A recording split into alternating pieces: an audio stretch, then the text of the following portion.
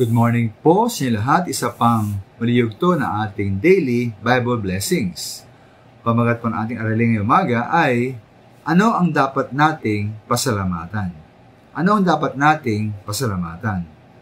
Ngayon po ay February 14, no? Sabi nila ito raw ay Valentine's Day. Yung araw po ng mga nag-iibigan. At pag itong araw, syempre normal lamang na mga mag-asawa, magkasintahan, ay magbigay po ng regalo, di po ba? Bilang pagkapahayag na kanilang pag-ibig sa isa't isa. O kaya maaring mamahaling bagay, o kaya isang date, isang mamahaling restaurant, o kainan. Kapag tumanggap po ang isang asawa, halimbawa, o kasintahan ng regalo, sa araw na ito, normal lang siyempre na siya po ay magpasalamat dahil siya binigyan ng regalo. Ngunit paano po kung halimbawa, wala siyang tanggaping regalo? Hindi na ba siya maaring magpasalamat? Pasay mga minamahal, maaari tayong magpasalamat sa ating isang minamahal, hindi lamang para sa mga bagay na maaari ibigay niya sa atin, dahil maaari po salamat mga minamahal para din sa kanyang pagiging siya at kung paano siya nakikipag-ugnayan sa atin. Halimbawa, di ba tayo kailangang o dapat magpasalamat? Halimbawa, na kahit nagkakamali tayo, nagkulang tayo, siya po ay umunawa sa atin.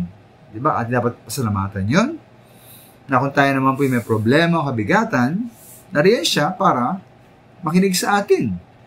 Asamaan tayong magdala ng ating kabigatang naramdaman.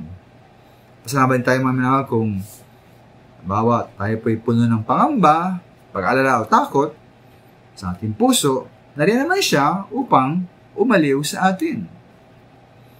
Tulad po ng ating Panginoon, tayo ay pumuri at pasalamat sa Kanya, hindi lamang po dahil sa mga pagkapalang at natanggap, tayo pumuri pasalamat po sa Kanya dahil ating Panginoon ay mahabagin at mapagmahal sa atin.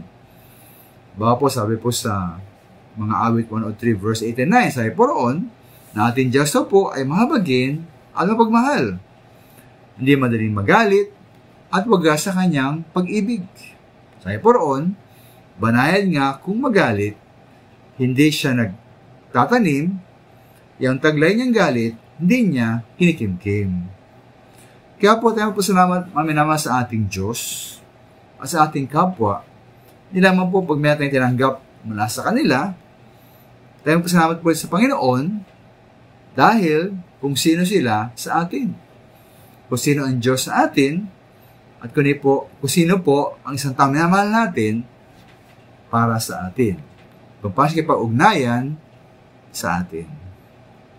Maraming salamat po.